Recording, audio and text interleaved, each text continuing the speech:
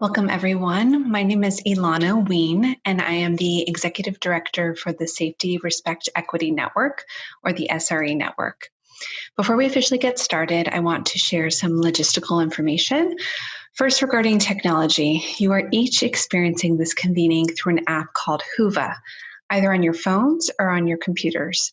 For folks who had challenges registering and accessing the app, you made it.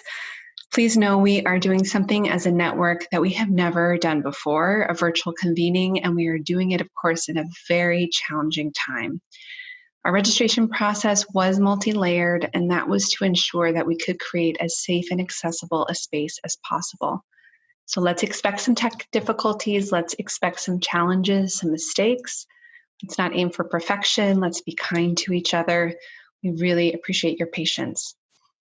We also appreciate you reviewing and agreeing to our SRE Code of Conduct and convening norms as part of that process. You received a copy of these when you registered, and it's also accessible in the Whova app. Please do reach out to us with any questions or concerns. Our convening conversations and our work more generally does involve sensitive discussions of power and gender violence. If you find yourself in distress, please do log off. Please note from reviewing our convening policies that we explicitly requested that you do not take any recording or screenshots of speakers or other participants. We will be recording some of these sessions where there is express consent, and we'll make that available to all participants post-convening. But at a time when too many are sheltering in place and juggling so much unpredictability with little control, it was important that we took steps to respect your privacy. If you are media, press, or blogger, we do have clear guidelines in place. Please reach out to Megan Freed, who's our media contact, for more details by looking at the Whova app. So now let's take a moment to ground ourselves. If you are in the middle of scrolling the latest news headlines and Facebook timelines and are able to, please give yourself a momentary break from that. If you're in the middle of making that mental list of everything that's breaking in your household, in your relationships, in the world, just take a moment to kind of slow that inventory down. If you're in the middle of writing that just one more work email and you're able to, please save it to drafts, come back to it later. And now if you're able to, please get into a resting position and gently close your eyes. And now I want to ask you to take one deep breath in and one deep breath out. One more deep breath in and one deep breath out. And now with your eyes still closed, I want you to ask yourself, how am I feeling in my body at this moment? Take one deep breath in and one deep breath out. And now if you can, gently put one hand or both hands over your heart, sending yourself some kindness and gratitude for this moment, for being present for this. One deep breath in, one deep breath out. And you're ready, you can gently open your eyes. So now let's take a moment to locate where we are in this virtual space. It is Monday, June 8th, 2020. I am speaking to you from my home in Culver City in Los Angeles, California. The ground in which I live are the ancestral lands of the Tongva Gabrielino Native Americans. I know that in these virtual spaces, it can be hard to get a sense of who's in the room, so wanted to share with you more about who we are based on what you've shared with us. So there are over 250 of us convening together today and tomorrow. Professionals, practitioners, board members, and funders committed to gender justice and actively engaged in safety, respect, and equity work in Jewish organizations and Jewish communal spaces.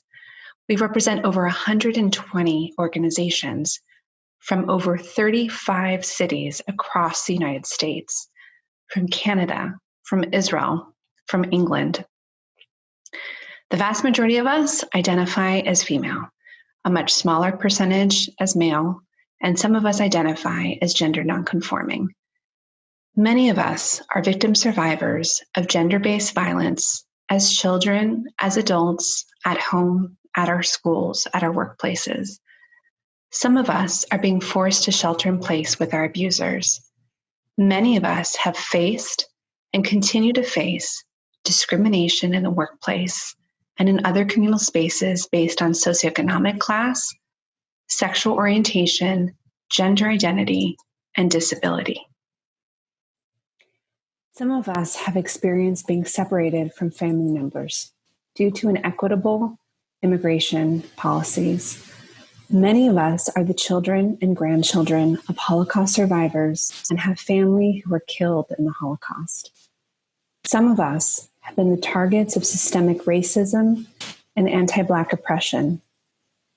And the rest of us have both directly and indirectly benefited from it. Our families have been impacted as we have lost wages, been passed over for opportunities, struggled silently with mental health challenges, emotional labor, and carry the weight of a system that is inequitable in how it distributes its wealth, power, and work across both our Jewish community and larger society. We've been laid off from our jobs with grace, and we have been laid off from our jobs unjustly. If you're middle class and you or your partner were recently laid off or furloughed, the luckiest 20% of you had a 2-month emergency cushion, which now 10 plus weeks into COVID, you may have already blown through. Some of us are wealthy. Some of us are even wealthier than we were 10 weeks ago. Some of us are recovering from living in poverty or have recently fallen into poverty. Most of us are just getting by. We have been sick. Some of us have died from a virus, from old age, from suicide, from racism. Some of us have recovered, and we have lost loved ones who we have been unable to properly mourn.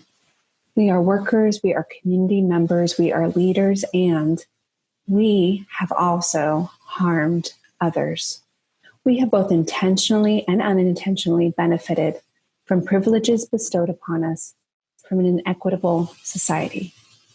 We are sitting in this virtual space in which we have both been harmed and have caused harm. And it is a harm that in most cases has not yet been fully recognized or repaired. And that is because we have not yet built a muscle. Or as my colleague and racial justice leader April Baskin recently described it, that muscle of holding our multiple personal and community identities at the same time. That muscle that lets us know that coming to terms with who we are and how we impact each other is not a sign of weakness. It's a sign of strength. And yet, on a daily basis, we are being asked to make hard decisions in our households, in our workplace, in our Jewish community, in the world, about what matters now and what matters next. We are called upon to convene today and tomorrow because we are in the middle of a storm. We are in the middle of multiple storms. There's a storm brought on by the virus of COVID, and there's a storm brought on by a broken system that has taken generations to build up. Systemic racism, systemic anti-Black oppression, xenophobia, anti-Semitism, homophobia, anti-poor policies, gender-based violence. And when there is a storm, we are called upon to do more. We are called upon to rise to the occasion, and we will rise, but we cannot do it alone. We need support, we need collective shelter, and we need spaces like this to gather, to reflect on the kinds of tools and resources and partnerships we can tap into to co-develop the foundation for a new house, the house that we actually want to live in once this current moment passes. Because this moment, this time, however long it takes, it will pass. And there will be no going back to what it was before, whatever that looked like for you. It will be a new day. Let us build a house together where all of us have the same rights and privileges and responsibilities. A house where we can openly call out when we have been harmed and where we can repair when we have caused harm. A house where we can heal together, a house where we are accountable to each other, a house where we are stronger together, a safe house, a respectful house, an equitable house, a just house, a house of justice. Tzedek, tzedek, tirdof. Justice, justice, you shall pursue. Each of you can be a member of this network, helping us build that house.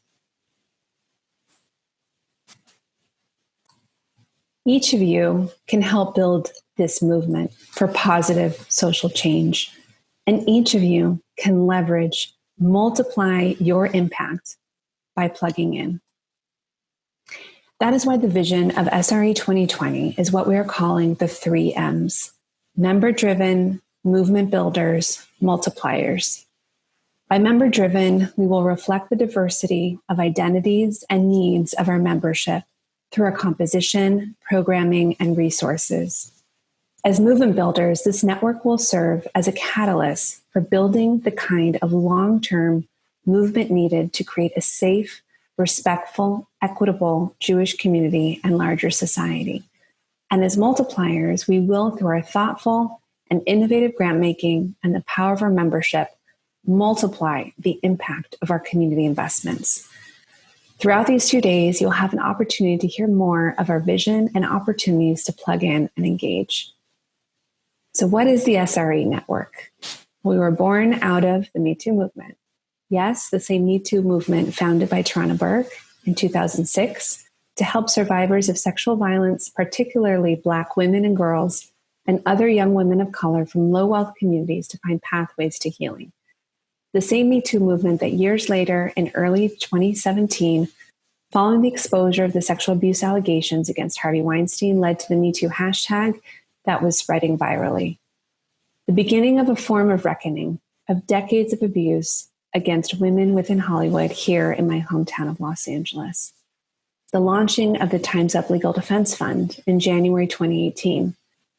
At the same time that all of this was developing, another important conversation was happening within the Jewish community. In March 2018, what started as a partnership, later a coalition, and is now known as the Safety, Respect, Equity Network launched.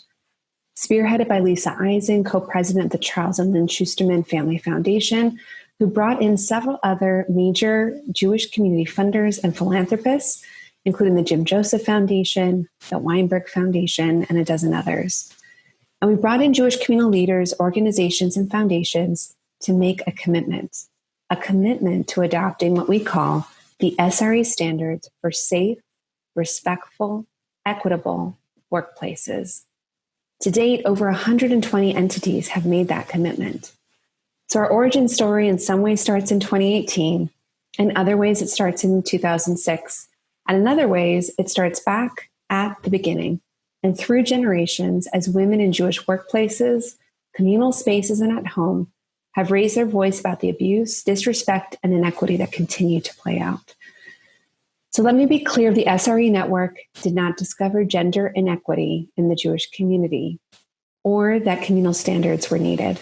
The SRE network came about because major funders decided to make a commitment to demonstrate their values with their funding. And I mentioned the standards and our roots in the Me Too movement and our origin story as a collaborative of funders to illustrate both how far we've come and to also share we are at a crossroads. The country, the world is at a crossroads. The Jewish community is at a crossroads. And this network, with its focus on safety, respect, and equity, when those very values are under attack each and every day, is at a crossroads. And our biggest turning point is up ahead. We have support from funders. We have made grants to the field. We created standards. We have organizations that have committed to them. Our turning point rests on a major question. How do we effectively hold ourselves and each other accountable? In a world in which there is no roadmap, how do we move forward in a safe, respectful, equitable way? How do we acknowledge the ways in which we have been harmed, and continue to harm each other? And how do we lift each other up, knowing that the work we have to do is great and it will require each of us to be on board together, to take shelter as we aim our sights on building that new house together. Knowing that we are always learning, knowing that perfection does not exist, knowing that we are operating in systems within systems of oppression that have been holding us back from progress for centuries. And if we're going to move deeper into accountability, we need to be crystal clear about what we mean by equity. While the SRE of Safety, Respect, Equity network are universal values, the impetus and focus of our network from the beginning has been on gender equity. Why? Because there are an estimated 70% of our Jewish nonprofit workforce that identify as female, and they're disproportionately impacted by abuse, harassment, and discrimination based on gender. Because by some estimates, only 30% of women in Jewish organizations have the top leadership role, when that percentage moves up to 45% in nonprofits at large. Because there continues to be a culture of silence in Jewish institutions and workplaces that serve to protect predominantly men in positions of power, be they executives, board members, or donors, when accusations of abuse, harassment, and discrimination against women are raised. Because in our wider society, in which all of us are a part, an estimated 60% of all women have been victims of sexual harassment, with 3/4 saying it took place in the workplace. Because victim survivors, those who have been directly harmed by gender violence, find themselves encouraged to be silent and leave the Jewish communal field, giving up career tracks, prestige, connections, while those who have harmed continue to deliver keynotes, have their names on our buildings, and are honored in book anthologies. This is why we came to be, and that work is still left to be done, but we cannot do it alone. We need to have an intersectional lens. We need to have that intersectional lens that acknowledges that we can fight multiple forms of oppression at the same time. And we need that because if we do not, we will never see lasting change. But we also need that because it is our truth. We as a people today, June 8th, 2020, each actually hold multiple identities. I'm not talking about the ones that necessarily get included in job applications or LinkedIn bios. I'm not talking about the ones that people see, or if they see them, that they necessarily understand. One of the most powerful things that came out of the recent conversation about Jews of color in our community was the affirmation that yes, we do have a meaningful number of people in our community that identify as Jews of color, and even more families like my own that identify as multiracial, multi-ethnic families. It just is. Yes, there are forces at play to try to deny that. But if we are truly committed to effective change, there is no denying what is. It is time to look deeply within ourselves, within our families, and acknowledge what we see. Agency and oppression coexisting together in ourselves, in our families, in our workplaces, in our Jewish community. We see multiple disabilities, multiple gender identities, multiple socioeconomic backgrounds, multiple forms of abuse, both experienced and perpetrated.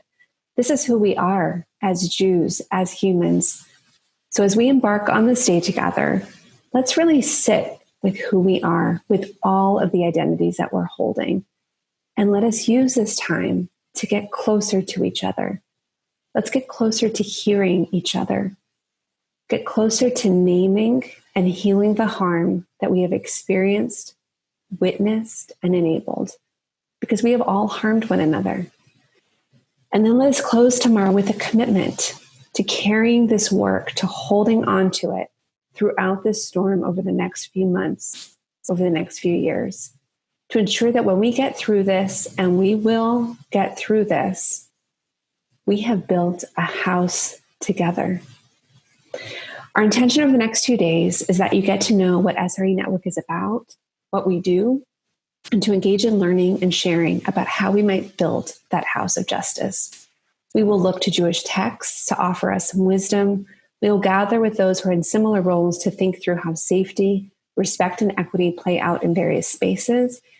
We will grapple together with the concepts of teshuvah and restorative justice and apply our learning to real-life situations where others are grappling just like we are to move accountability forward. We will also get a chance to learn from many of our grantees, entities doing this important work in the field that we have supported over the last 2.5 years. And most importantly, you will have time to meet and learn from one another in conversation and collaboration, and carry those conversations and connection with you as you continue the work ahead. Thank you for being with us on this journey. Now for some acknowledgements. First to Lisa Eisen for her commitment and fearless leadership, and for believing in the need for long-term investment and focus on issues of abuse, sexual harassment, discrimination, women's advancement, and equity in the Jewish community. A thank you to our 14 generous funders who make our work and the ability to have this free virtual convening for over 250 attendees from around the world possible. A thank you to our 8 wonderful advisory board members who have a chance to connect with throughout these 2 days, who in the midst of trying times have really stepped up to back this new leader, providing me with the guidance and encouragement that has been so appreciated. I'd like to thank Dr. Gila Benchimol, SRE Senior Advisor for Research and Learning, one of the earliest partners in SRE's work, who has become, over my short tenure, my key thought partner, colleague, and friend. To Jamie Loving-Wills, our Executive and Operations Associate, who has helped keep the trains running even in the midst of everything going on, and for her positive energy and commitment. A big thank you to Jordan Daniels for his savvy communications and social media guidance for this convening, and Megan Freed for her media relations support. A big thank you to Tamara Rebeck, founder and chief experience officer of Periphery Holistic Consulting Solutions, who has designed and managed this convening.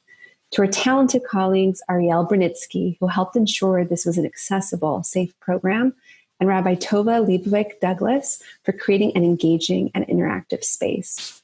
I want to express gratitude to those of you here with us at this convening and those who are not able to join us, but who had a part and continue to have a part, both big and small, in getting SRE Network to where it is right now, and getting the larger work to where it is and needs to be. You know who you are. You participated in those early planning conversations, focus groups, working groups, leadership groups. To the Jewish communal professionals who have dedicated their lives to protect and ensure the rights and equal inclusion of women, of Jews of color, of people with disabilities, of people of all orientations and legal status in both our Jewish community and the world at large. This is not the work of one, it is the work of many.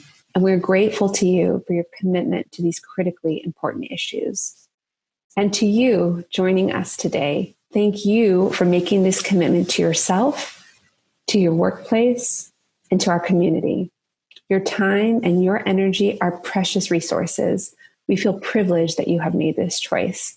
Thank you for every mountain you needed to move to make it possible to be with us.